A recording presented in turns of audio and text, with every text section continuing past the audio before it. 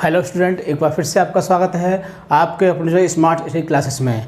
हाँ, तो हमारी पोइट्री क्लास चल रही थी और जिसमें आपकी 7 पोएम चल रही थी the song of the free. ये आपकी लास्ट पोएम है। इसके बाद ये आपकी बुक फिनिश हो जाएगी और इसके बाद फिर आपकी नई बुक स्टार्ट होगी, तो जिसे स्वामी विवेकानंद ने बहुत ही अच्छी तरह से लिखा है। वैसे तो देखो आपकी ये लॉन्ग पोएम है, लेकिन इसमें केवल आपके 4 स्टैंजा लिए गए हैं इंटरमीडिएट स्तर पर। तो इसमें हमने दो स्टैंजा को आपको पिछली वीडियो में करा दिया था और इसमें जो लास्ट के 2 स्टैंजा उसको हम इस वीडियो में आपको कंप्लीट करा देंगे। इस तरह से हमने इस पूरी पोएम को 2 पार्ट में बांट दिया था। एक पार्ट हम आपको प्रोवाइड कर चुके हैं और दूसरा आपको प्रोवाइड कर देंगे, है ना। तो इस तरह से आपकी ये पोएम कंप्लीट हो जाएगी और फिर इसके बाद जो क्वेश्चन जो आते हैं वो आपके चलेंगे।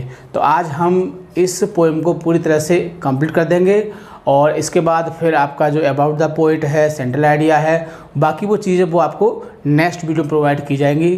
तो इस पोएम में देखो बहुत ही अच्छी पोएम है और स्वामी विवेकानंद ने बहुत ही अच्छी तरह से इसमें भगवान के बारे में बताया है कि ईश्वर का ध्यान हमको हमेशा करना चाहिए, चाहे हमको कोई भी परेशानी आ जाए, चाहे कोई भी दिक्कत आ जाए और चाहे भाग्य के प्रति कोई भी परेशानी हो, लेकिन हमें उन परेशानियों को भूलना चाहिए और हमें केवल ईश्वर पर विश्वास रखना चाहिए। यदि हम ईश्वर पर विश्वास रखेंगे तो वो हमारी जो परेशानियां हैं वो दूर हो जाएंगी। तो इस पोएम में भगवान के प्रति दृढ़ विश्वास को दिखाया है और कवि ने बहुत ही अच्छा वर्णन किया है। 2 स्टैंजा हम आपके इसको पहले पढ़ा चुके हैं, आपने पढ़े होंगे और समझे होंगे और समझ में भी आपके आ चुके होंगे और ये जो 2 रह गए इनको भी हम इस वीडियो में कंप्लीट कर देंगे। तो इस तरह से आपकी पूरी पोएम कंप्लीट हो जाएगी और बाकी जो इसके क्वेश्चन हैं वो हम नेक्स्ट वीडियो में आपको प्रोवाइड करेंगे। तो समय वेस्ट न करते हुए चलते हैं अपने टॉपिक की ओर। Class 12th English. देखो 12th क्लास की इंग्लिश की क्लास है आपकी और पोएम नंबर चल रही है आपकी 7। वैसे देखो आपकी ये 10वीं पोएम है। अगर कोविड-19 नहीं होता तो आपकी ये 10वीं पोएम होती है ना, क्योंकि कोविड-19 के कारण आपकी 3 पोएम सिलेबस में से हटा दी गई हैं, इसलिए आपकी केवल अब 7 पोएम रह गई हैं। तो जो हटा दी गई हैं वो हमने आपको नहीं पढ़ाई हैं, ताकि हम उनको पढ़ाते जिससे आपको कोई भी बेनिफिट नहीं होता, आपका समय वेस्ट होता। इस वजह से हमने वो पोएम छोड़ दी है और ये आपकी लास्ट पोएम है the song of the free, मतलब कि मुफ्त का गीत या फ्री का गीत ऐसे कह सकते हो। पोएट है इसके स्वामी विवेकानंद। तो स्वामी विवेकानंद ने इस पोएम को बड़ी अच्छी तरह से रचा है। बहुत ही अच्छी पोएम है और बहुत ही ज्ञानप्रद पोएम है। यदि इसको समझा जाए तो बहुत ही ज्ञान की बातें इसमें बताई गई हैं। अच्छा, पोएम आपकी अच्छी तरह समझ में आ जाए इसीलिए हमने इसमें क्या किया है, इसके जो डिफ़िकल्ट वर्ड थे वो हमने साइड में लिख दिए हैं, ताकि आपको पोएम को समझने में कोई दिक्कत न हो और स्टैंजा को बहुत ही अच्छी तरह से आप समझ सकें। तो हमने आपको बता चुके हैं कि पूरी पोएम को हमने 2 पार्ट में बांट दिया था। एक पार्ट हम आपको प्रोवाइड कर चुके हैं और आज आपको दूसरा पार्ट भी प्रोवाइड कर दिया जाएगा। तो बुक आपकी 2nd है पोएट्री पोएम पार्ट 2। आपके इसमें 2 स्टैंजा बचे हैं, 4 लाइन के स्टैंजा हैं।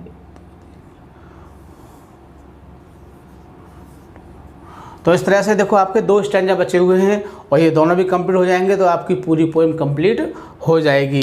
तो देखो इसमें समझना है कि कवि क्या कहता है।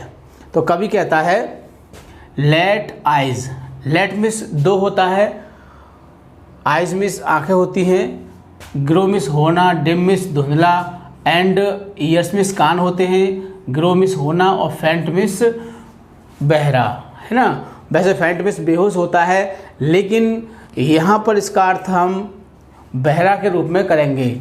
अब इस पोएम को समझने से पहले यदि आप इन वर्ड मीनिंग को समझ लोगे तो आपको पोएम को समझने में बड़ी सुविधा होगी।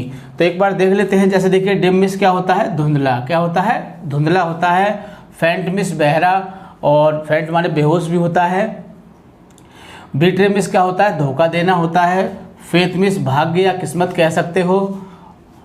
हॉरर्स मिस होती हैं आपकी परेशानियाँ, और क्लॉथेथ मिस होता है घना बहुत ज़्यादा। ब्लॉक मिस होता है बंद करना, और फ्रॉन मिस होता है घुर्राना, और क्रश मिस होता है कुचलना, और मार्च मिस होता है मंजिल की ओर आगे बढ़ना, और ऑन एंड ऑन मिस होता है लगातार, और डिवाइन मिस होता है पवित्र। तो इस तरह से ये हमने जो हार्ड वर्ड मीनिंग थे इनको लिख दिया था ताकि आपको इस स्टैंजा को समझने में कोई दिक्कत ना हो, और स्टैंजा को आप बहुत ही इस तरह से समझ सकते हैं। वैसे तो आपको वैसे भी समझ सकते थे, लेकिन दिक्कत आती है कि किसी वर्ड का मीनिंग नहीं आ रहा तो फिर आपको दिक्कत होती है। इसलिए आपको फिर डिक्शनरी या फिर बुक में नहीं देखना पड़ेगा, आप इसको यहीं से यहीं पर देख लोगे और पोएम जो है आपके बहुत ही अच्छी तरह समझ में आ जाएगी। तो स्टार्ट करते हैं इसको। देखिए, लेट मिस क्या होता है? दो, और आइज मिस आँखें, ग्रो मिस होना, डिम मिस होता है धुंधला, एंड मिस और ईयर्स मिस होते हैं कान, ग्रो मिस फिर होना, और फेंट मिस बहरा होना, है ना। तो देखो, मैंने आपको प्रत्येक वर्ड का मीनिंग बता दिया। अब इसको आप बहुत ही आसानी से इसकी हिंदी कर सकते हो। जैसे लेट मिस क्या होता है? दो, तो दो शुरू में तो आएगा नहीं, कहाँ जाएगा? बाद में आएगा। आइज ग्रो डिम, आँखों चाहे आँखें धुंधली हो जाएं, आँखें कैसी हो जाएं? धुंधली, आँखों को धुंधला होने दो।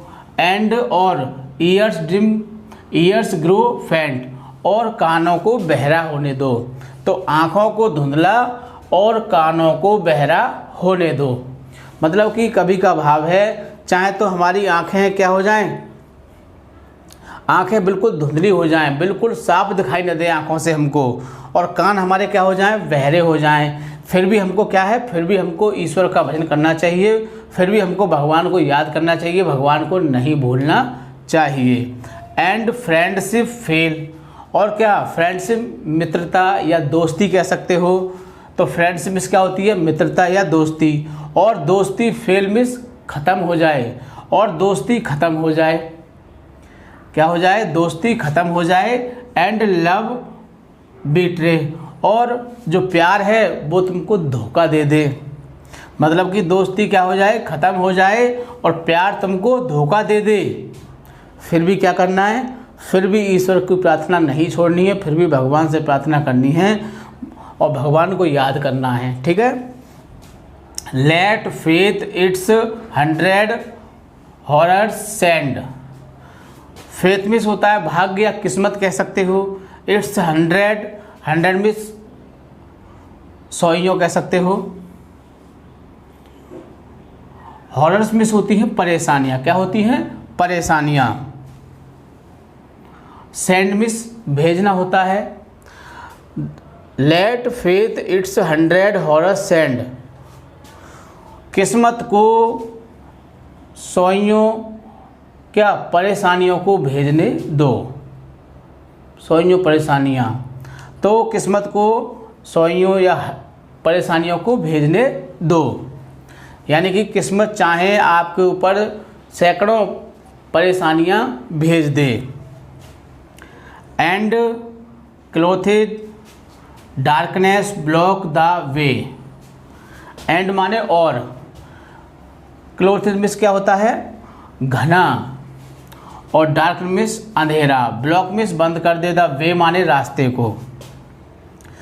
और चाहे जो घना अंधेरा है, चाहे घना अंधेरा आपका रास्ता बंद कर दे। तो चारों लाइनों को मैंने आपको समझाया, और अब इनका भाव क्या निकलता है कि चाहे भगवान आँखों की रोशनी कम कर दे, धुंधला कर दे, या कानों से बहरे हो जाएं आप, चाहे तो आँखों की रोशनी कम हो जाए या कानों से बहरे हो जाएं। मित्र क्या हो? आपसे मित्रता ख़त्म कर दें, और आपका प्यार आपको धोखा दे दे। और क्या है? और किस्मत तुम्हारे लिए बहुत सारी परेशानियां छोड़ दे, तुम्हारे ऊपर बहुत सारी परेशानियां छोड़ दे, और अंधेरा तुम्हारा रास्ता बंद कर दे। लेकिन तुम्हें भगवान की प्रार्थना बंद नहीं करनी है, तुम्हें भगवान का भजन हमेशा करना है, भगवान को हमेशा याद करना है।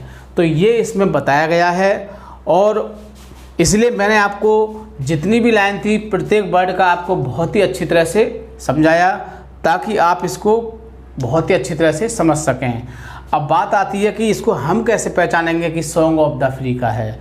तो एक तरीका तो ये है कि जैसे मैंने भी आपको हिंदी बताई, आप इसके बेस पर इसको पहचान सकते हो।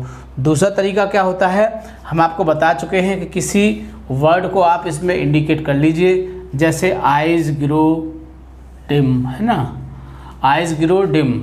तो ये हमने अपने दिमाग में लिया कि आइज़ ग्रो डिम आएगा तो क्या होगा, the song of the free का है और जिसके पोएट हैं आपके स्वामी विवेकानंद। तो इस तरह से आप इसको पहचान सकते हो। अब आता है दूसरा वाला स्टैंजा। दूसरे स्टैंजा में देखिए क्या है, एंड नेचर। और देखो पहचानने के बाद जब पहचान लोगे आप तो फिर तो आप बहुत अच्छी तरह से इसका जो भी इसमें पूछा जाता है, क्योंकि मुख्य क्या होता है आपका जो एक्सप्लेनेशन आता है और उसमें रेफरेंस लिखना होता है, और रेफरेंस में पोएम का नाम और पोएट का नाम लिखा जाता है। यदि आपका रेफरेंस सही होता है तो आपको बहुत ही अच्छी तरह से और बहुत ही अच्छे मार्क्स मिल सकते हैं, और जब रेफरेंस ही गलत होगा तो आपके कॉन्टेक्स्ट और एक्सप्लेनेशन भी रॉन्ग मान लिए जाएंगे। इसीलिए आप उसको बहुत ही अच्छी तरह से उसको पहचानने की कोशिश करोगे। वैसे भी इसको आप 2 बार पढ़ोगे तो समझ में आ जाएगा कि उसके बारे में बताया गया है, और वैसे भी इस तरह से आप इसको शब्द के माध्यम से भी इंडिकेट कर सकते हो, है ना। और हम आपको बता चुके हैं कि जो भी पहचान बनाओगे वो या तो फर्स्ट लाइन में या फिर लास्ट लाइन में बनाओगे, ताकि आपको उसको पहचान को ढूंढने में दिक्कत ना हो। तो पहला स्टेंजा आपका क्लियर है, तो अब चलते हैं दूसरे वाले स्टेंजे पर, ठीक है। तो देखो एंड माने और, नेचर में से होती है प्रकृति। क्या होती है, प्रकृति। Were one angry frown means होता है घुर्राना।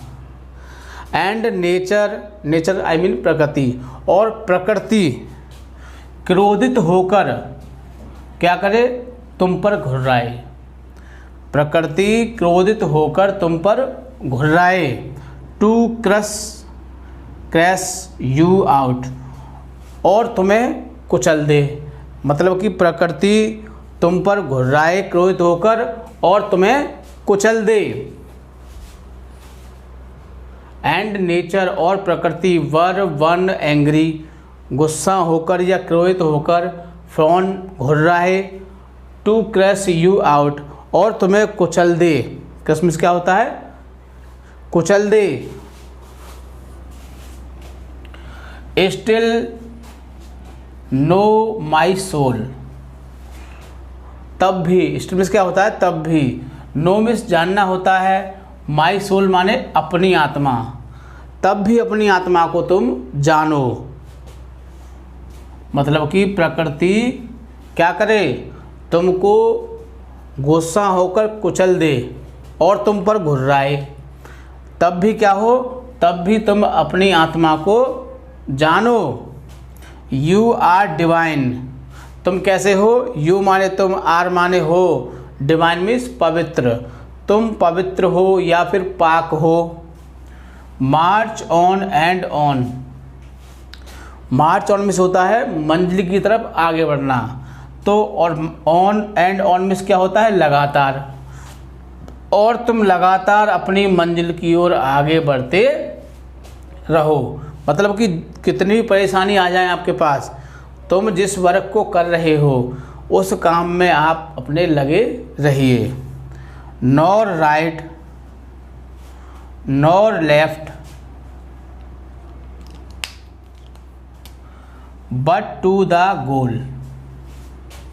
नॉर राइट, न तो दाएं जाओ, न तो दाएं की ओर जाइए, राइट मीन्स दाएं, नॉर लेफ्ट, न बाएं ओर जाइए। मतलब कि ना तो दाएं ओर जाइए ना बाएं ओर जाइए, बट टू द गोल, और आपकी जो मंजिल है, आपका जो उद्देश्य है उसकी ओर जाइए। सिर्फ कहाँ जाओगे, सिर्फ अपने जो मंजिल है, जो आपका गोल है, जो आपका उद्देश्य है, अपने उद्देश्य की ओर जाइए। तो इस तरह से आप इसको भी समझ सकते हैं। एक बार फिर से देख लीजिए ताकि जो भी डाउट्स हो वो क्लियर हो जाए। And nature were one angry frown, और प्रकृति वर वन एंग्री फ्रॉन क्रोधित होकर तुम पर घुर्राए, टू क्रश यू आउट और तुम्हें कुचल दे। प्रकृति तुम पर गुस्सा होकर, क्रोधित होकर तुम पर घुर्राए और तुम्हें कुचल दे। स्टिल नो माई सोल, तब भी आप अपनी आत्मा को जानो। यू आर डिवाइन, तुम पवित्र हो, तुम पाक हो। मार्च ऑन एंड ऑन, लगातार अपनी मंजिल की ओर आगे बढ़ते रहो। नॉर राइट, न तो राइट जाओ, आई मीन दाएं, और नॉर लेफ्ट, और ना ही बाएं जाओ। बट टू द गोल, सिर्फ अपने उद्देश्य की ओर आगे बढ़ते रहो। तो इसमें भी ईश्वर का भाव है कि चाहे प्रकृति की ओर से तुम्हें कितनी भी परेशानी मिले और किसी की तरफ से तुमको कितनी भी दिक्कत मिलें, लेकिन तुम्हें अपने उद्देश्य की ओर देखना है। तुमने जो अपना जीवन का जो उद्देश्य है तुम्हारा, तुम्हें सिर्फ उसकी ओर देखना है। चाहे कितनी भी दिक्कत आए, कितनी परेशानियाँ आएँ, तुम्हें तो अपने उद्देश्य को देखना है, तुम्हें अपने लक्ष्य को ही देखना है। तो ये इसमें बताया गया है। इसको भी आप बहुत अच्छी तरह से पहचान सकते हो। पहला तरीका कोई है, कौन सा वाला, अर्थ बेस पर पहचानोगे कि तुम उसका अर्थ करके देखोगे और तुम उसको पहचान सकते हो। दूसरा तरीका है शब्द वाला, तो नॉर राइट नॉर लेफ्ट, ये किसी भी पोएम में आपका नहीं मिलेगा। गोल मिल सकता है लेकिन ये शब्द आपके नहीं मिलेंगे। कौन से, नॉर राइट नॉर लेफ्ट। तो इस तरह से आप इसको इंडिकेट कर सकते हो कि नॉर राइट और नॉर लेफ्ट आए तो वो किसका है, हमारा सॉन्ग ऑफ द फ्री का है, और जिसके पोएट हैं आपके स्वामी विवेकानंद। तो इस तरह से आप दोनों स्टैंजा को पहचान सकते हो। पिछली वीडियो में हमने आपको 2 स्टैंजा पढ़ाए थे, उनमें भी हमने आपको बहुत अच्छी तरह से बताया था कि किस तरह से आप उनको पहचान सकते हो। जैसे इसमें लॉयन वाला वो आया था, एक उसमें स्नेक वाला आया था, तो उसको आप उससे पहचान सकते हो। तो जो भी स्टैंजा है आप उसमें 1 या 2 शब्द को इंडिकेट कर लीजिए, ताकि आपको एक्सप्लेनेशन लिखते समय उसको पहचानने में आपको दिक्कत ना हो। इस स्टैंजा को आप बहुत ही अच्छी तरह से पहचान सकें। ठीक है, तो वीडियो को बार बार देखोगे ताकि आपकी समझ में अच्छी तरह से पोएम आ जाए और एग्ज़ाम में आप उसको बहुत ही अच्छी तरह से पहचान लो। और वीडियो को लाइक या शेयर करना नहीं भूलोगे, ताकि और लोग भी इस चीज़ का फ़ायदा उठा सकें। ठीक है, थैंक यू। जय हिंद, जय भारत।